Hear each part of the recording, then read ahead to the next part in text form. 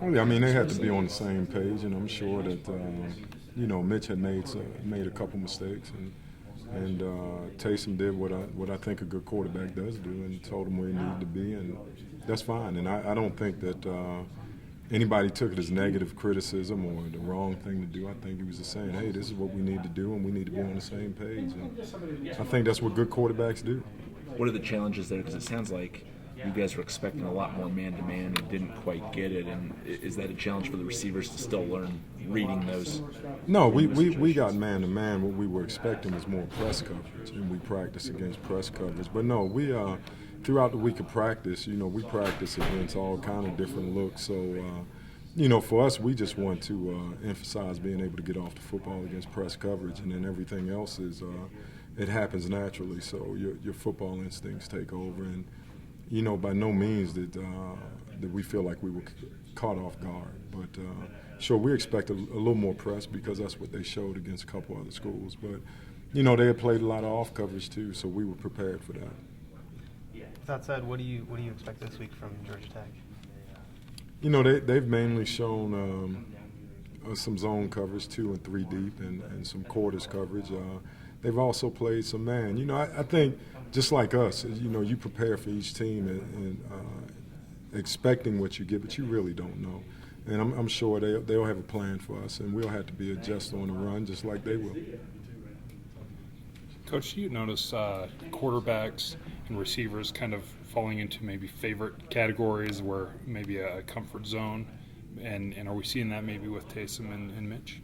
No, I think what happened that Mitch was open, and you throw to the open guy. And certainly some of the plays that were designed, what I find out is quarterbacks generally throw what they've thrown in practice. And he had thrown the post on the first touchdown several times. It was complemented with a real wheel route, and it just happened to be Mitch. I mean, we rotate receivers, which we try to keep our receivers around 50 to 55 plays, and it was just Mitch happened to be in on that particular play. So whether it was Mitch or Cody or Ross or Skylar, I mean, we expect every one of them to make that play.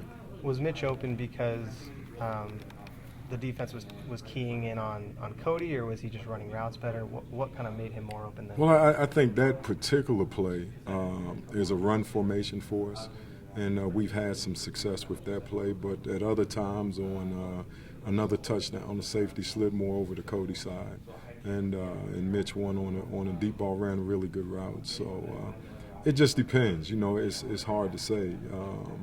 I think a good offense, you have to take advantage of what they give you, and I think that night we did.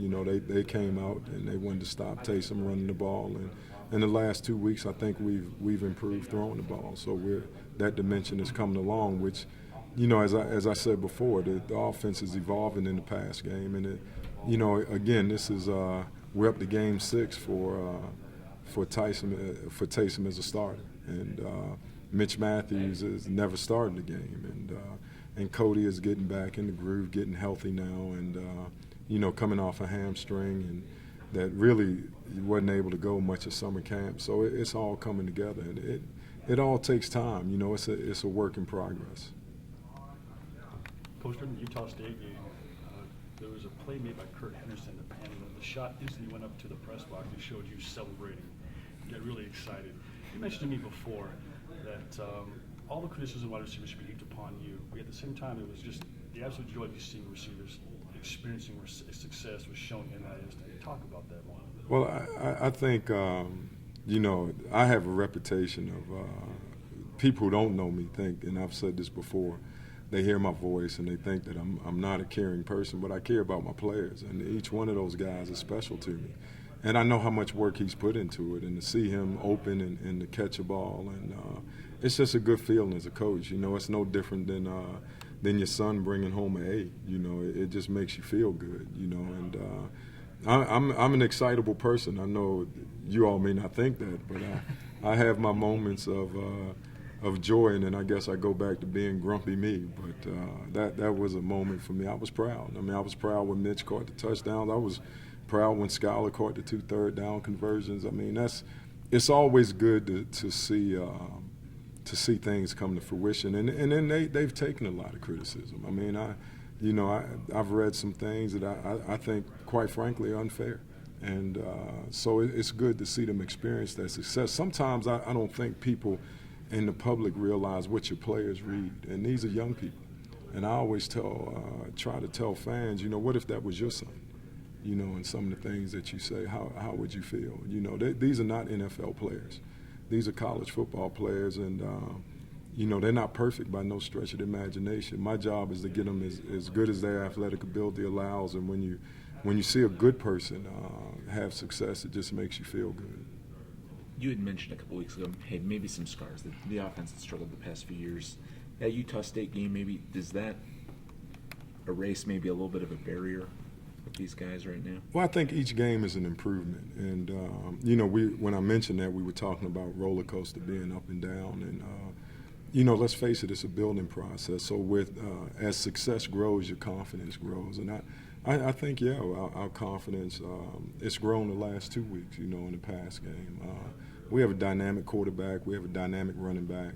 And I think we have some pretty good skilled people.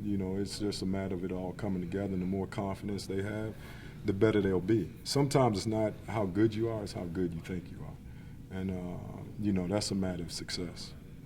Do these guys have more confidence in Taysom? Because he did quite a pretty good, 50%, going up, and better the past few weeks. They're getting more just kind of where he'll get the ball to him in the right spot? Well, see, I think, first of all, I don't think any of my guys never had any question that Taysom could give him the ball. I mean, we've done it in practice. We had a lot of success in the summer. It was just a matter of taking it to the game. So, I think his confidence is an offense. I mean, Taysom Hill's a playmaker.